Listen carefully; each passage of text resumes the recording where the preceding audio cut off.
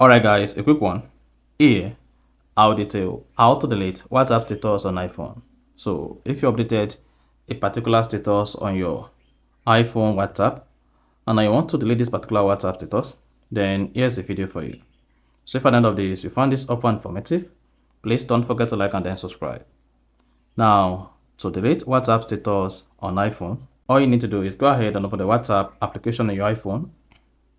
Then click on update. If you're away from update, then you should see my status. Go ahead and click on my status. Then you can either click on these three dots on the status and then select delete, or click on the status to view it and click on the three dots at top right. Then go ahead and click on delete. Then you should spot that says delete this status update. Now to delete the status update, go ahead and click on delete one status update.